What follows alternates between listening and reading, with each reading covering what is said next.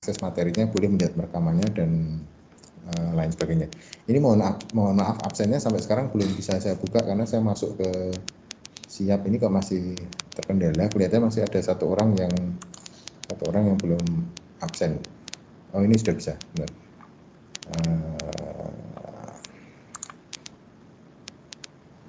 Oke, benar. Baik.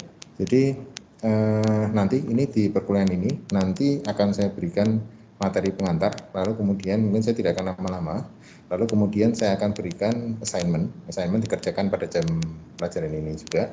Nanti setelah itu dikumpulkan, setelah dikumpulkan nanti boleh saja itu artinya silakan kalau ada yang mau ditanyakan di kolom chat atau baik setelah kuliah atau sebelum kuliah boleh ditanyakan kalau ada yang mau ditanyakan. Oke, nah pertanyaan yang pertama, udah ya, slide saya udah kelihatan ya.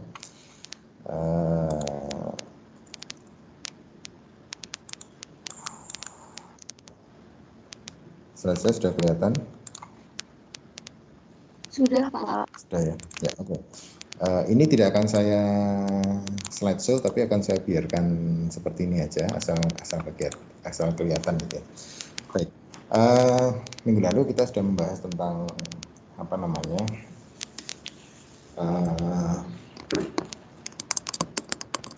kajian.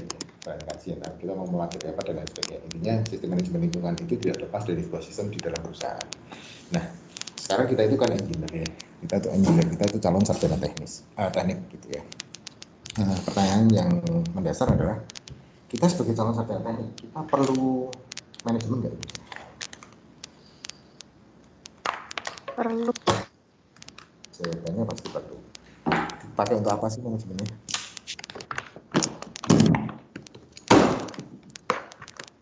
Manajemennya dipakai untuk apa kira-kira?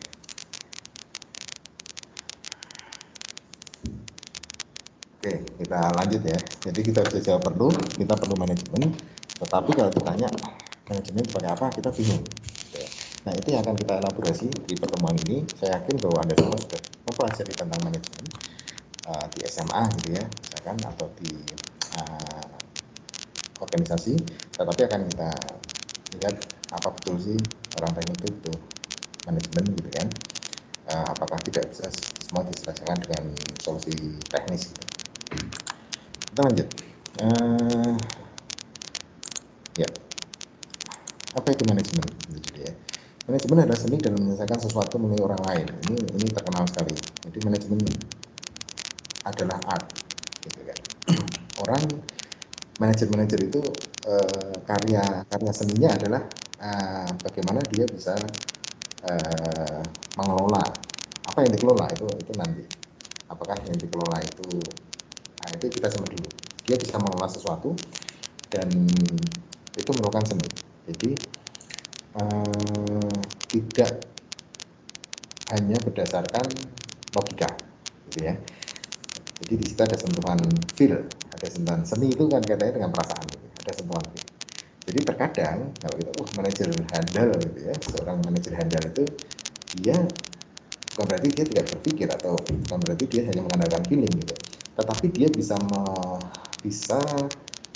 menyerap informasi-informasi yang ada di sekeliling dia untuk kemudian dia rumuskan langkah-langkah atau keputusan yang akan diambil seperti apa. Oke, dan terkadang tidak perlu itu harus ditulis, gitu ya. Artinya gini, itu proses terjadi di kepala dia, lalu kemudian dia berdasarkan proses itu dia berani mengambil keputusan. Nah, itu untuk hal yang sifatnya ya mungkin nggak begitu fatal gitu ya, atau nggak begitu berat konsekuensinya. Tapi kalau yang konsekuensinya cukup besar, banyak aspek yang harus dipertimbangkan. Jadi dari aspek hukum, dari aspek finansial, dari aspek kemanusiaan, dari aspek lingkungan dan lain sebagainya. Dan itu biasanya melalui kajian-kajian yang dilakukan untuk bisa mengambil keputusan yang tepat. Manajemen itu adalah seni dalam menyelesaikan sesuatu melalui orang lain. Jadi manajer yang baik itu dia bisa menyelesaikan pekerjaannya tanpa dia harus terlibat secara detail. Gitu ya. Jadi manajer yang hebat itu dia mempunyai kemampuan untuk menyuruh orang lain untuk melakukan pekerjaannya. Enak ya, menyuruh orang lain untuk melakukan pekerjaan kita itu sangat enak. Dan sesuai dengan yang diinginkan dia. Bisa jadi kita bisa menyuruh orang, tetapi hasilnya tidak sesuai dengan kita. Nah, makanya di sini adalah manajemen kita sebut seni dalam menyelesaikan sesuatu melalui tangan orang lain. Lalu kemudian ada terminologi lain adalah manajemen adalah sebuah proses yang dilakukan untuk mewujudkan tujuan organisasi. Oke, di sini ada proses keywordnya, kemudian ada tujuan organisasi. Melalui rangkaian kegiatan berupa perencanaan, pengorganisasian, pengarahan, dan pengendalian orang-orang. Jadi tetap mengendalikan orang-orang dan sumber daya organisasi lainnya. Sumber daya organisasi apa? Nah, kita bahas sumber daya organisasi itu apa saja. Jadi di sini ada proses yang dilakukan untuk mewujudkan tujuan organisasi. Oke, intinya pada saat kita ngomong sebuah organisasi, apa bedanya gerombolan dengan organisasi? Sama-sama perkumpulan orang, gitu ya. Segerombolan, kenapa disebut misalkan organisasi kemahasiswaan, bukan disebut gerombolan mahasiswa? Beda ya. Jadi walaupun ngumpulnya sama, berkerumun gitu ya, bergerumbul. Yang satu disebut gerombolan, yang satu disebut organisasi. Himpunan mahasiswa HM itu organisasi atau gerombolan? Itu organisasi. Apa yang membedakan dengan organisasi orang-orang yang ngumpul di HM dengan orang-orang yang hanya nongkrong di misalkan di Burjo? Apa yang membedakan? Sama-sama mahasiswanya, gitu kan? Yang membedakan adalah sebuah organisasi itu pasti punya tujuan, gitu ya. Jadi yang perlu dicermati adalah organisasi itu pasti memiliki tujuan, dan manajemen adalah proses untuk mewujudkan tujuan melalui beberapa kegiatan. Ini lebih spesifik lagi, kegiatannya di situ ada planning, ada organizing, ada directing, ada controlling.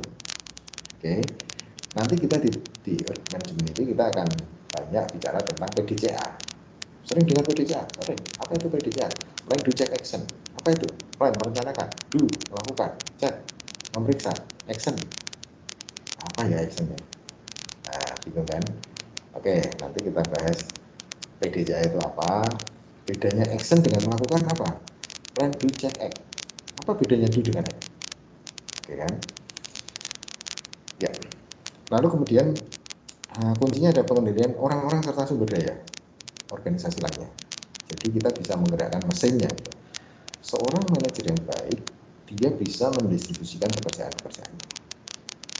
Ya, dia bisa mengkondisikan situasi lingkungan kerjanya dengan tujuan untuk dapat mengendalikan orang-orang serta sumber daya organisasi lainnya. Oke, berikutnya pengertian manajemen: seni atau proses dalam menyelesaikan sesuatu yang terkait dengan pencapaian tujuan. Proses untuk menyelesaikan sesuatu terkait dengan pencapaian tujuan. Oke, di sini ada tujuan, lalu kemudian kita mulai merencanakan di situ, kita mulai prosesnya supaya apa yang menjadi tugas kita itu bisa selesai. Itu tujuan. Apakah manajemen itu harus berupa organisasi besar? Tidak. Bisa jadi di dalam diri kita sendiri, kita juga bisa melakukan manajemen. Sering kita dengar manajemen diri, sering kita dengar manajemen waktu, sering kita dengar manajemen apa ya, manajemen kolbu, manajemen hati, menata hati. Bingung kita kalau bilang menata hati itu sulit ya. Maka selama ada beberapa variabel ini saya agak ketawa kalau saya bicara seperti ini, karena ternyata bicara itu lebih mudah dibandingkan melakukan, gitu ya. Kita harus bisa menata hati. Pada saat kita sudah mencoba untuk menata hati, ya kalau takdirnya galau ya galau, gitu. Tetap sulit. Ada satu hal yang di luar kendali kita.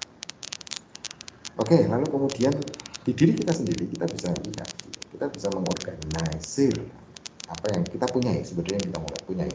Kita punya tugas besar nih, misalkan apa targetnya, kita harus bisa menetapkan goalnya. Ingat ya, ini goal itu harus kita nyatakan gitu ya. Terus kemudian kita harus bisa mengidentifikasi apa yang kita punya. Contoh misalkan kita kuliah di teknik lingkungan, goalnya apa? Saya ingin jadi dokter. Nah, mungkin nggak gitu? Ya bisa mungkin, ya bisa tidak. Artinya setelah lulus kita mau kuliah lagi ngambil dokternya ya bisa. Tetapi kalau kita teknik lingkungan terus nanti setelah lulus kita pengen jadi dokter ya impossible gitu kan. Kecuali dokter lingkungan gitu itu bisa. Dokter lingkungan itu artinya orang yang kerjanya menyembuhkan atau meremediasi lingkungan yang tercemar. Tapi kalau dokter beneran di kesehatan tidak bisa. Jadi tujuan itu harus realistik. Jadi ya tujuan itu harus benar-benar sesuai dengan kondisi kita. Makanya organisasi itu harus jelas. Penetapan tujuan tidak asal menetapkan tujuan, tetapi memang harus dilihat kita punya apa, baseline kita apa, terus aiming kita apa, itu baru kita nanti pernyataan tujuannya seperti apa. Nah, oke, itu contoh simpelnya. Organisasi pun sama seperti itu. Anda ingin membuka, simpel secara gampang, Anda ingin membuka minimarket. Tujuannya apa? Tujuannya dinyatakan dulu. Kalau tujuannya katakanlah saya ingin mendapatkan profit sebanyak-banyaknya, ya, itu sudah berbeda dengan saya ingin berusaha untuk memenuhi kebutuhan masyarakat sekitar. Nah, ceritanya lain ya. Jadi kalau di sini kita meminta profit yang sebanyak-banyaknya, lalu yang kedua kita ingin melayani masyarakat sekitar, itu sudah beda. Bedanya apa? Tujuan itu bisa tercapai kalau kita yang pertama tadi profit sebanyak-banyaknya. Tujuan kita bisa tercapai kalau misalnya kita mendapatkan keuntungan yang banyak. Yang banyak artinya sebanyak mungkin. Kita tidak peduli apakah kebutuhan masyarakat sekitarnya itu tercapai atau tidak. Nah, kita tidak peduli, yang penting profitnya besar. Nah, bagaimana caranya? Itu nanti detailnya bisa kita bahas. Sebagai contoh misalkan kita menyediakan minimarket, terus hanya fokusnya kita hanya menjual barang-barang yang marginnya tinggi, artinya selisihnya itu antara beli dan jual itu besar, tapi kelengkapannya tidak kita pikirkan. Masyarakat itu misalnya butuh sabun, sabun itu marginnya kecil ya, kita nggak jual kan gitu. Nah itu padahal itu kebutuhan pokok masyarakat sekitar gitu ya. Yang kedua misalkan untuk memenuhi kebutuhan masyarakat, ini pengennya masyarakat itu bisa happy dengan ada yang bisa ada manfaat dan lain sebagainya. Itu di sini kita mulai berpikir jumlahnya kita perbanyak, lalu kita memikirkan parkirnya supaya tidak mengganggu masyarakat sekitar. Kita pikirkan banyak hal, tetapi tujuannya profit bukan yang utama. Profit adalah bonus, bisa jadi seperti itu. Oke, kita lanjut. Manajemen adalah proses tertentu yang terdiri dari perencanaan, perencanaan, pergerakan, pengawasan yang dilakukan untuk menentukan dan mencapai tujuan tertentu dengan menggunakan SDM dan SDA. SDM sumber daya manusia dan sumber daya alam yang ada. Ini sumber daya alam maksudnya bahan baku dan lain sebagainya gitu ya. Untuk mencapai tujuan tertentu. Ini prinsipnya hampir sama sih.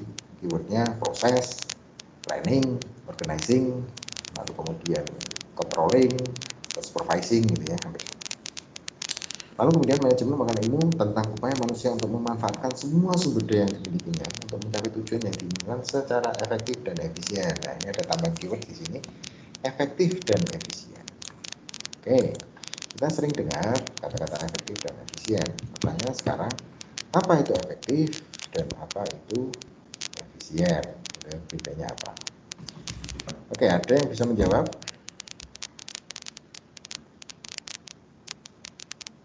Tidak ada. Jadi kita lanjut. Ini biasanya pada tidur semua ya ini. Ini polanya seperti anak saya ini. Anak saya kalau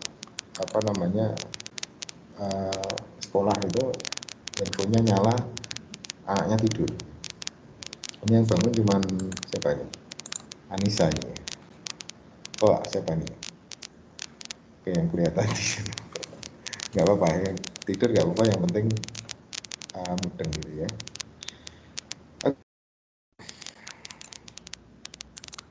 Ya. Oke. Intinya adalah kita bisa memanfaatkan sumber daya kita secara efektif dan efisien, ya, jadi memanfaatkan sumber daya kita secara efektif dan efisien untuk mencapai tujuan tertentu, tujuan kita atau tujuan organisasi. Sebentar, ini mungkin siapnya pas bisa jalan. Kalau ada yang kurang lagi bisa kita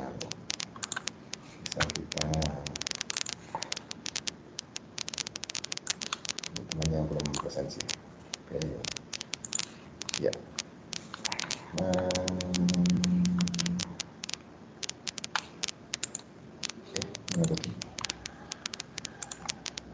Oke, ya. Jadi keywordnya di sini ada efektif dan efisien.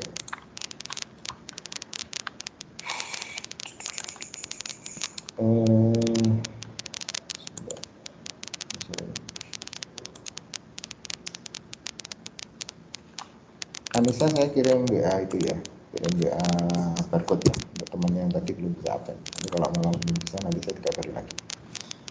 Ya. Lalu berikutnya. Terima kasih, Pak. Ya. Saya bikin PPT kok saya bingung ya. Unsur manajemen. Unsur manajemen itu ada 5, ya. Ada 5 ditambah 1 totalnya 6. Apa ini kira-kira?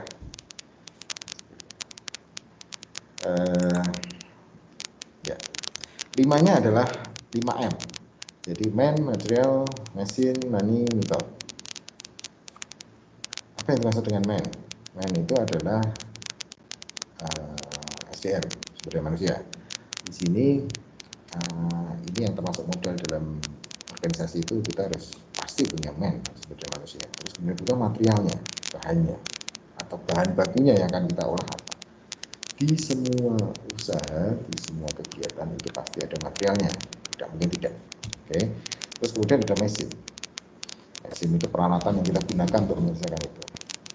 Lalu kemudian ada money atau uang, kita butuh modal ya.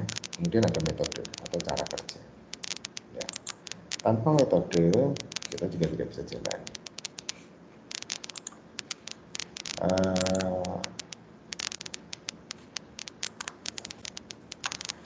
Tanpa sumber daya manusia kita tidak bisa jalan.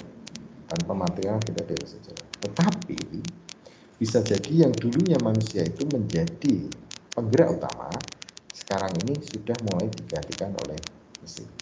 Ini yang harus hati-hati kita. Ini yang kita suatu saat mungkin terjebak dalam suatu kondisi di mana kita mencoba untuk melakukan pekerjaan dengan cepat, kita mengganti mesin dengan mesin tanpa kita sadari bahwa sebenarnya dengan penggantian mesin itu lama-lama posisi kita akan terancam. Ada contoh nggak beberapa pekerjaan yang hilang karena atau usaha yang hilang karena perkembangan teknologi? Misalnya ini kan sekarang kita livingnya itu kan teknologi gitu ya, Industrial 4.0. Ternyata ini selain teknologi, dulu orang ngomong Industrial 4.0, semuanya menggunakan teknologi. Tapi ternyata pergerakannya tidak begitu cepat. Apa yang membuat pergerakan teknologi itu menjadi cepat? Pergerakan teknologi menjadi cepat itu kalau pemanfaatannya besar. Dulu orang malas bergerak memanfaatkan teknologi. Nah sekarang bisa jadi karena corona ini, ya ini karena faktor X ya, karena faktor alam. Tidak ada universitas yang tidak bisa menerapkan kuliah online. Betul ya, ini sebagai contoh yang paling gampang. Tidak ada universitas yang tidak menjalankan kuliah online. Kalau dia tidak menjalankan kuliah online, sudah pasti tidak ada kuliah. Padahal di tahun 2019, baru beberapa bulan yang lalu, itu kita itu masih berencana berapa persen kuliah yang bisa di-online-kan. Berapa persen, itu aturannya masih ada. Maksimal 50% dari tatap muka itu online, lebih dari 50% harus izin. Tetapi karena pandemi ini langsung semuanya berubah online. Tapi begitu kita online, kalau dulu kita mengejar kuliah online, ternyata kita disadarkan bahwa tatap muka itu memang tidak tergantikan, gitu ya. Kegiatan tatap muka itu tidak tergantikan. Artinya ini harusnya menyadarkan kita bahwa walaupun kita menguasai teknologinya, apakah teknologi itu akan dipakai atau tidak, itu keputusannya dari kita. Kalau dipakai artinya apa? Ya kita ada sesuatu yang hilang. Contohnya apa? Manusia itu makhluk sosial. Dia bisa berinteraksi dengan sosial di media sosial. Tetapi interaksi dengan media sosial dengan interaksi ketemu langsung itu beda. Sudah pasti beda.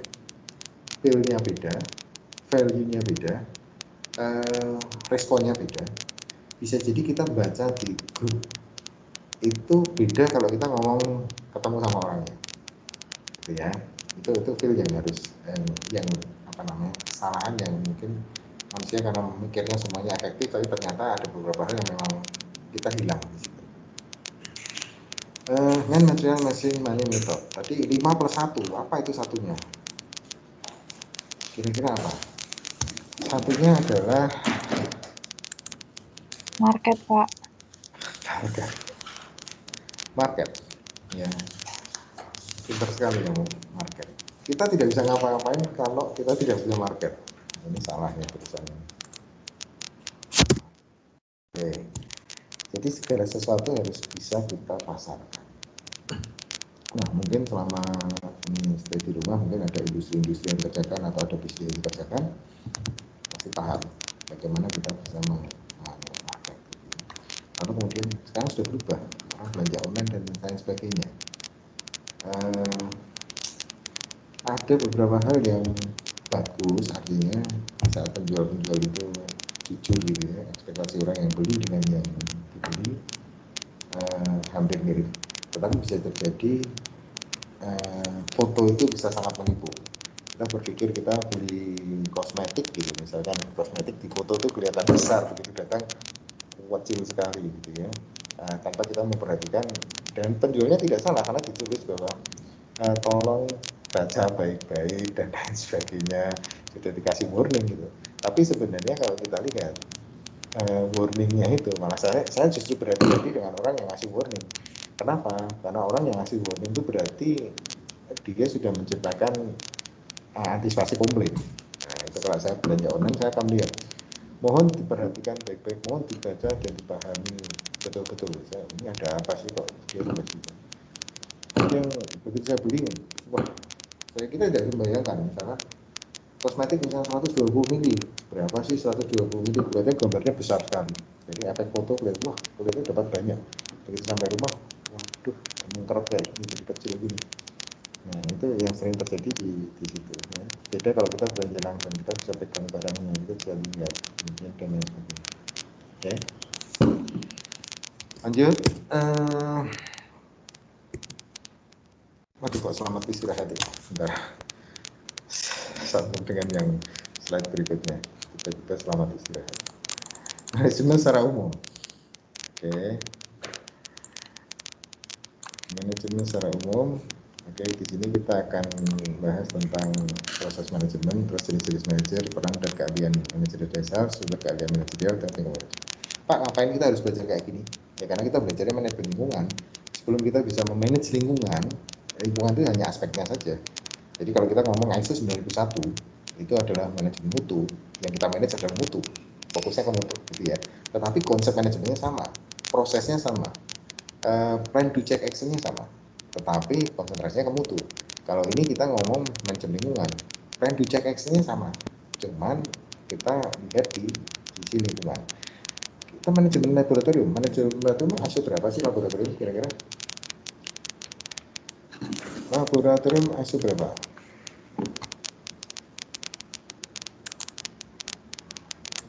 Laboratorium itu ISO 17 berapa?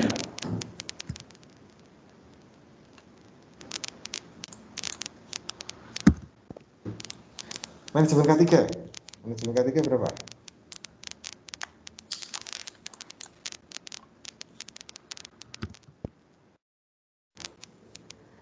45.000 ya, 45.000 satu K3. Lab 17025. Oke. Terus kemudian ada lagi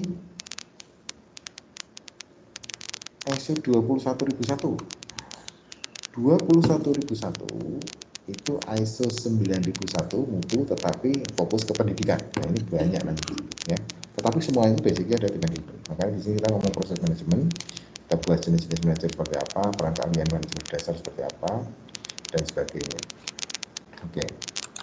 Pertanyaan berikutnya, siapa yang membutuhkan manajemen? Siapa yang membutuhkan manajemen? Oke. Semua kegiatan atau semua organisasi itu butuh manajemen. Ya. Semua kegiatan yang terorganisir atau organisasi itu pasti butuh manajemen. Jadi sering kita ngomong, wah itu manajemennya berantakan. Jadi tidak dikelola dengan baik, gitu ya, manajemen tidak bagus, jadi berantakan. Terus kemudian pada saat kita bicara manajemen, ya ada kadang kita menggunakan hati, terkadang banyak kita menggunakan kepala. Jangan melibatkan perasaan dalam urusan-urusan manajemen. Kalau kita nggak punya repot nanti ke belakang. Nah misalkan yang paling gampang Indomaret gitu aja ya. Indomaret itu tingkat pencuriannya sangat tinggi. Indomaret atau Alfamart itu tingkat pencuriannya sangat tinggi. Banyak orang yang ngambil barang itu. Nah, ownernya ada di situ nggak ada di situ. Nah, berarti rugi dong ownernya. Ya karena tidak ada di situ, dia harus ada sistem yang membuat bagaimana caranya pencurian itu tidak merugikan dia, pokoknya gitu. Jadi bukan bagaimana caranya tidak terjadi pencurian, tetapi bagaimana caranya pencurian itu tidak merugikan dia. Pasang CCTV, apakah CCTV membantu? Ya, misalkan kita lihat CCTV, ini orangnya siapa, nggak kenal dan lain sebagainya, dia ngambilnya misalkan biskuit ngambil 3 seharga 50.000. Kita mau proses ke polisi pun juga polisi mau kerugiannya berapa 50.000, nggak mungkin dilakukan. Ya, karena nanti proses untuk mencari itu jauh lebih merepotkan dibandingkan apa namanya barang yang hilang, kira-kira seperti itu ya, effortnya juga. Lalu kemudian gimana, mungkin pemiliknya juga malas melaporkan. Jadi setelah penghilangan ya sudah gak akan balik walaupun ada CCTV-nya, tapi paling tidak kita lega. Oh itu yang nyuri si A, ya kita belum tahu orangnya. Oh yang nyuri si itu, oh yang nyuri seperti ini dan lain-lain. Tetapi faktor resiko kerugian, terus bagaimana dia menghindarkan faktor resiko kerugian? Ya dia membebankan kerugian itu kepada orang lain kalau memang tidak bisa dihilangkan. Siapa? Otomatis kepada pengelola Indomaretnya. Indomaretnya itu misalkan dari apa namanya perusahaan gitu ya, dia ada manajer di sini. Manajernya harus bertanggung jawab dong, manajer dari sana. Manajernya mau nggak bertanggung jawab? Waduh, kalau saya harus ganti semua ya gaji saya habis. Pikirkan lagi, oke, yang jaga di situ kan kasirnya, pekerjanya harus bertanggung jawab. Caranya gimana? Ya sudah, setiap kali ada kehilangan di shiftnya dia harus ganti, kan gitu loh. Caranya tahu kehilangan gimana? Ya dia harus melakukan perhitungan, hitung. Barang ini stoknya berapa, harusnya ada sekian. Barang ini stoknya berapa. Jadi kalau dia tidak melakukan itu, ya kalau pas apes ada yang ngambil di shiftnya dia, pengganti shiftnya dia ke depan hitung, ketemu, oh ini kok barangnya harusnya 4, ini tinggal 1 hilang. Nah, dia yang berkewajiban ganti adalah yang shift yang sebelumnya yang tidak teliti. Jadi itu faktor untuk memindahkan resiko bisa seperti itu. Semua kegiatan terorganisir itu membutuhkan manajemen apapun itu, walaupun kecil, mau kegiatan sosial, mau kegiatan keagamaan, mau kegiatan apapun itu butuh apa namanya manajemen. Semua kegiatan yang terorganisir itu kita sebut organisasi. Nah, kembali ke sini. Apakah Undip ini organisasi? Ya, ini organisasi. Yang Undipnya di mana? Bisnisnya di pendidikan. Apa itu organisasi? Organisasi adalah sekelompok orang yang bekerja bersama dalam satu struktur untuk yang terkoordinasi untuk mencapai tujuan tertentu. Ya. Nah, jadi ada tujuannya. Orang ngumpul bareng, ada strukturnya, ada koordinasinya, ada tujuan yang dicapai. Terus apa hubungan manajemen dengan organisasi? Manajemen itu dibutuhkan untuk mencapai tujuan organisasi. Ya. Yang kedua, manajemen itu juga dibutuhkan untuk menjaga keseimbangan antara tujuan yang mungkin berbeda ya, bisa jadi sama, mungkin berbeda di antara para stakeholder. Jadi antara pemilik, karyawan, konsumen, supplier misalkan berbeda-beda. Misalkan kita tidak bilang di antara para stakeholder Undip misalnya, stakeholdernya siapa? Bukan berarti Undip itu punya dosen, enggak. Undip itu punya pimpinan pengelola, bukan. Undip itu punya semuanya, mahasiswa juga punya kepentingan di situ. Contoh sekarang ini masa pandemi, kepentingan mahasiswa apa? UKT 50%, nah, misalkan gitu ya. UKT-nya dipotong. Kenapa? Karena kuliahnya online. Terus ternyata tagihan listrik itu nggak turun walaupun kuliah online. Nah, itu yang saya heran. Kenapa saya tahu? Ini bukan saya nggak masuk ke urusan apa namanya hal seperti itu ya, tapi kita bicara kondisi terkait dengan ini kepentingan. Mahasiswa harus beli kuota, mahasiswa harus beli pulsa untuk kuliah. Ya. Nah memang dosennya nggak beli juga, gitu. Dosennya nggak boleh ke kantor nih. Dosennya nggak boleh ke kantor, lalu kemudian dia harus online di rumah. Di rumah tidak ada langganan wifi, otomatis dia juga harus pakai kuota handphone. Mosok sih dosen nggak punya wifi? Saya juga tidak percaya sebenarnya. Tidak percaya kenapa? Karena kebetulan saya pakai di rumah. Tapi ternyata sebagian besar dosen teknik lingkungan tidak langganan wifi di rumah. Aneh lah. Jadi pakainya apa? Ya pakainya pulsa sama. Pulsa dia kedodoran, pulsa mahasiswa juga kedodoran. Gitu. Nah kalau saya gimana? Kebetulan saya harus masuk di kampus setiap hari. Ya, saya pakai jaringan kampus. Apa koneksi kampus bagus? Enggak juga, kadang-kadang juga putus-putus. Kenapa putus-putus? Karena sebagian dialihkan ke mahasiswa, katanya begitu. Ya. Jadi artinya sebenarnya di sini kita terjadi proses atau terjadi kepentingan yang berbeda-beda. Saya butuhnya apa? Saya butuhnya ngajar lancar kok. Saya butuhnya tidak putus-putus. Ya, tapi Undip sendiri, nggak bisa nih, kuotanya harus kita alihkan ke mahasiswa. Kasihan mahasiswa kalau nggak ditambah kuota. Dari mahasiswa mikirnya, wah ini kita harusnya bayarnya lebih murah nih, dan lain sebagainya. Jadi, tujuan yang berbeda-beda. Oke. Antara pemilih, karyawan, konsumen sama stakeholdernya di Undip ada mahasiswa, ada orang tua mahasiswa, ada industri, ada apa namanya pemerintahan dan lain sebagainya. Untuk mencapai efisiensi dan efektivitas dalam mencapai tujuan. Di situ kita harus memainkan supaya itu menjadi efektif dan efisien dalam mencapai tujuan. Tujuan Undip apa sih? Ada visi misinya Undip. World Class University. Apa yang dilakukan untuk menjadi World Class University? Macam-macam. Ada penelitian kolaborasi dengan internasional, ada mendatangkan dosen tamu, ada mendatangkan visiting profesor, atau mengirim delegasi mahasiswa ke luar negeri misalkan. Nah itu macam-macam kegiatannya. Nah tetapi itu harus efisien dan efektif. Kenapa? Kalau tidak efisien dan efektif, resources-nya tidak bisa dimanfaatkan secara optimal. Nah, proses manajemen sebagai dasar di sini ada plan to check action. Ya, kuncinya di sini. Perencanaan pengorganisasian, terus kemudian ada pengarahan, directing,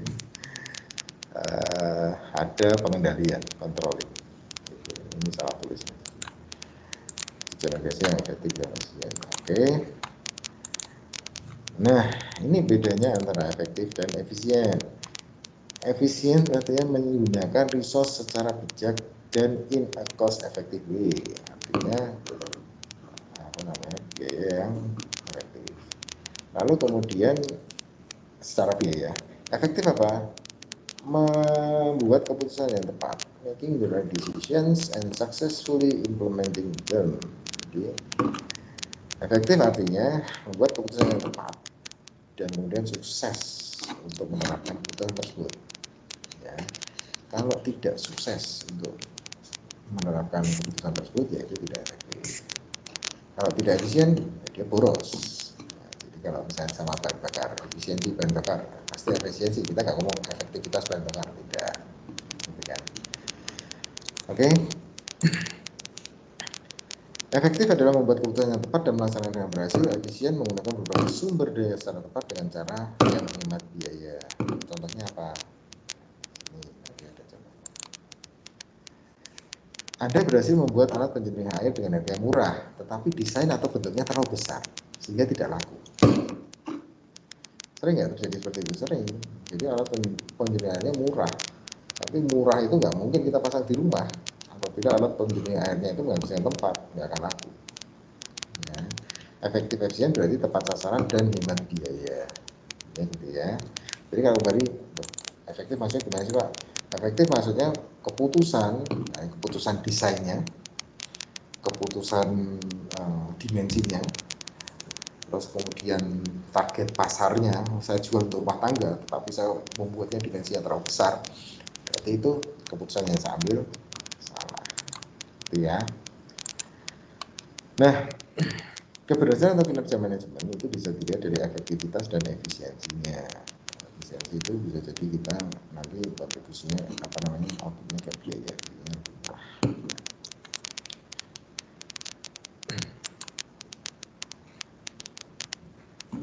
Ini sebagai contohnya, misalkan efektivitas itu kemampuan seorang manajer untuk memilih atau menggunakan cara metode perawatan yang tepat guna mencapai tujuan tertentu. Ya, pintar untuk milih gitu ya. Kalau efisien, kemampuan dalam melakukan pekerjaan dengan benar dalam bahan yang sehemat-hematnya, gitu ya, modal yang sedikit-sedikitnya. Seorang manajer yang efisien adalah manajer yang mampu mencapai hasil output lebih tinggi dibandingkan input. Oke, jadi hemat gitu ya. Dengan sumber daya input sekecil-kecilnya bisa memperoleh hasil output tertentu, dan sumber daya input tertentu yang menghasilkan output sebesar-besarnya. Kita gabungkan sekarang untuk permasalahan lingkungan bagaimana? Jadi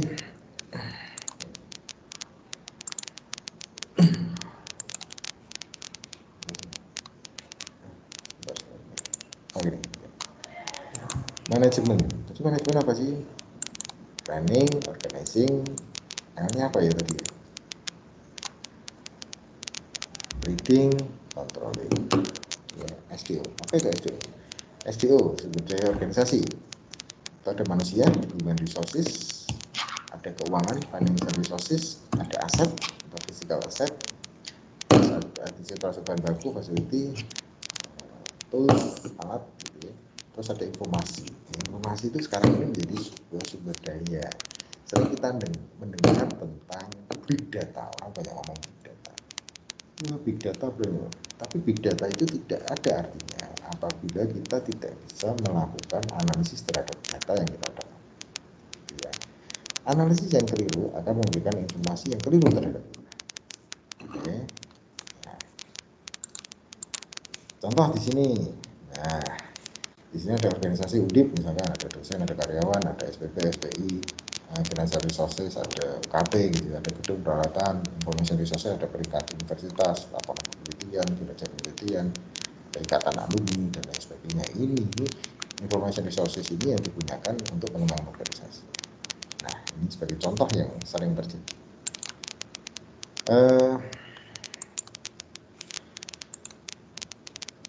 Universitas berlomba-lomba untuk meningkatkan rankingnya. Okay. Peningkatan ranking itu bisa dilakukan melalui usaha yang bermuara pada indikator-indikator yang akan kita peroleh. Tetapi bisa jadi tergantung dari input kita. Sebagai contoh misalkan lulusan UNDIP, sebagian besar lulusan UNDIP itu bekerja kurang dari 3 bulan. Betul atau tidak? Nah, ini menjadi pertanyaan yang mendasar. Apa benar sih kakak kelas kita itu lulus dalam waktu kurang dari kerja dalam waktu kurang dari 3 bulan? Nah, ternyata enggak. Nah, kok bisa enggak?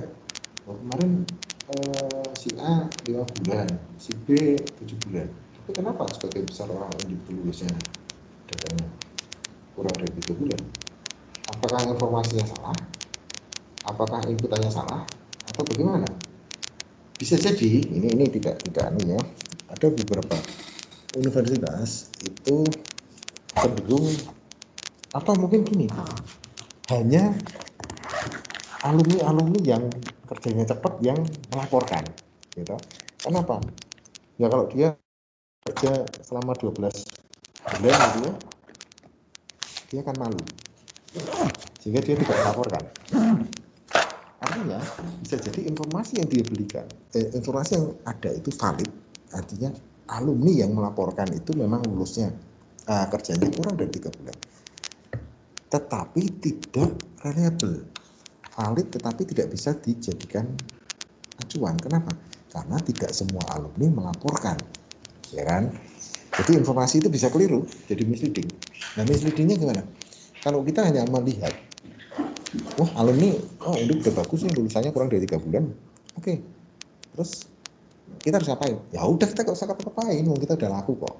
Artinya pendekatannya adalah mempertahankan. Artinya bagaimana kita mempertahankan apa yang sudah kita lakukan. Pada saat kita melihat data yang sebenarnya, oh ternyata isiannya hanya 20%. Wah, berarti ada 80% yang tidak mengisi. Bisa jadi 80% yang tidak mengisi itu dia kerjanya lebih dari 6 bulan atau lebih dari 12 bulan misalnya, karena dia sungkan untuk mengisi. Terus rencananya apa? Wah, kita harus ada kegiatan nih, kita harus ada koordinasi dengan industri, kita harus ada misalkan pendampingan industri, kita harus ada kerjasama manajemen training dan lain sebagainya. Informasi yang sama, analisis yang berbeda bisa menghasilkan suatu pendekatan kebijakan yang berbeda. Ini sebagai contoh seperti itu. Oke. Kita lanjut ke manajer. Apa itu manajer? Setiap orang pengen jadi manajer. Iya. Kalau kita lihat dari siklus bukan siklus ya, artinya dari grafik antara kemampuan teknis dan kemampuan analitik. Kemampuan teknis itu akan menurun seiring dengan usia, ya, dan juga dia akan tidak begitu dibutuhkan seiring dengan tingkat posisi kita atau level pekerjaan kita. Semakin tinggi levelnya, itu kemampuan yang dituntut adalah kemampuan melakukan analisis, bukan kemampuan teknik. Tapi kalau kita sampai usia 50 tahun masih berpikir tentang teknis, artinya ya kita levelnya tidak berubah. Kita masih menjadi di level bukan level manajerial, tetapi maksudnya ke level teknikal, gitu, masih di situ. Mungkin nggak, mungkin sekali, kan tidak semua orang jadi pimpinan, gitu kan. Jadi satu perusahaan itu pasti hanya ada satu direktur utama, gitu kan. Nanti di situ ada direktur SDM, ada direktur teknis, ada direktur keuangan dan lain sebagainya. Tapi prinsipnya pucuk pimpinan itu pasti satu.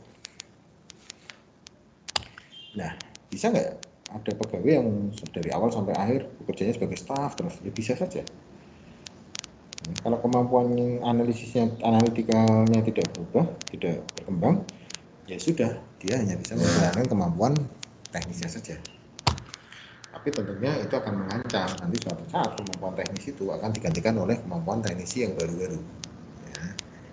Jadi karena ada updating informasi, ada updating teknologi dan lain sebagainya.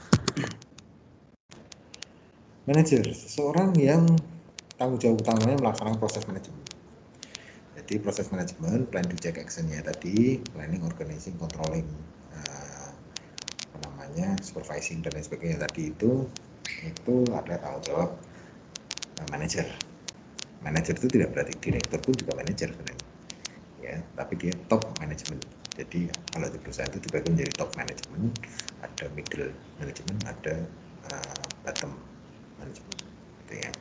Tetapi setiap orang yang melakukan proses manajemen itu kita sebut manajer, walaupun levelnya dia beda-beda.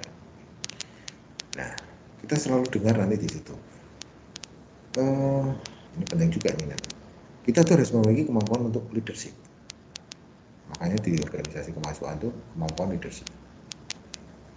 Benar atau salah? Ada benarnya, ada yang salah. Kemampuan leadership yang terlalu prematur itu bisa menyebabkan seseorang itu menjadi pemimpin dadakan, gitu ya. Dalam sebuah organisasi, ini mungkin yang di mahasiswa atau organisasi pelatihannya adalah pelatihan leadership. Coba bayangkan kalau setiap orang memiliki kemampuan leadership yang sama, terus siapa yang akan menjadi leader? Nah, itu yang sering terjadi, salah kaprah di organisasi seperti itu. Seseorang untuk merencanakan, membuat keputusan, mengorganisasikan, memimpin, melit gitu, dan mengendalikan sumber daya manusia, finansial, fisik, dan operasi manajer. Kalau sebuah organisasi itu isinya manajer semua, apa yang terjadi? Tidak akan jalan. Ya kan? Jadi pada saat kita ngomong leadership, kita harus menyiapkan. Kalau kita punya leadership, terus siapa yang harus kita lead? Siapa yang harus kita pimpin? Anak buah kita. Nah, anak buah kita siapa? Kalau semua anak buah kita itu mempunyai skill leadership yang sama dengan kita, apakah kita bisa memimpin? Nggak bisa. Yang terjadi adalah kita mau mengarahkan ke sana sesuai dengan jalan kita, anak buah kita pengen mengarahnya ke sana karena dia punya yakin dengan jalannya dia sendiri, nggak jalan. Nanti ada disebut misalnya ada matahari kembar dalam perusahaan gitu. Karena ada dua orang yang punya ide yang berbeda-beda, anak buahnya bingung. Apalagi kalau anak buahnya juga mempunyai kemampuan leadership yang sama, karena pelatihannya bareng-bareng, beda beda semua tujuannya. Kacau nih.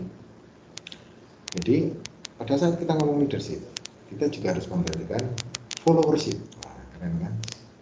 Followership ini adalah suatu kemampuan untuk menerima perintah. Maksudnya menerima pemerintah itu kita harus ada kemampuannya. Iya dong.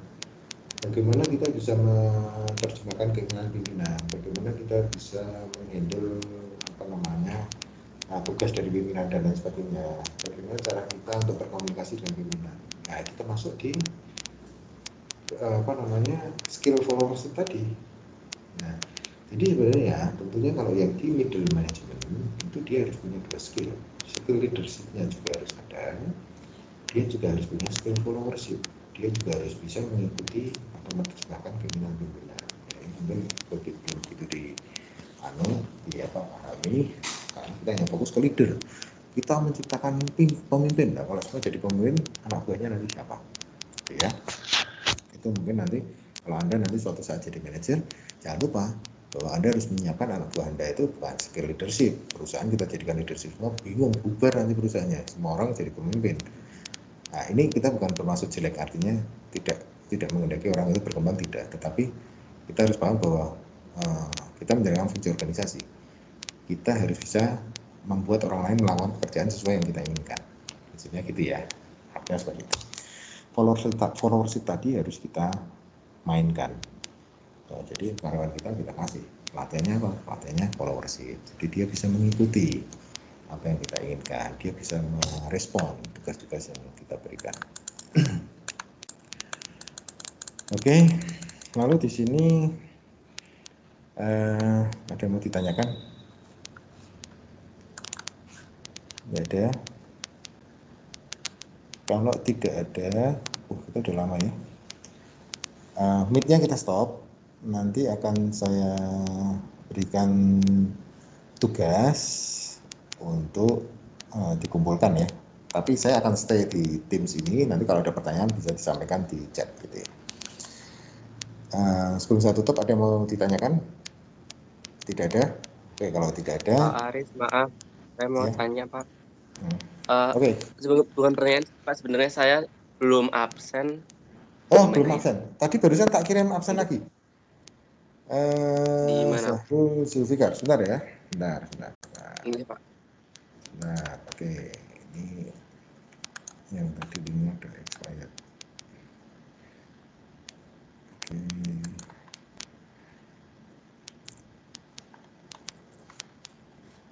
Kelihatan bisa nyeken di screen atau gimana nih? Bisa?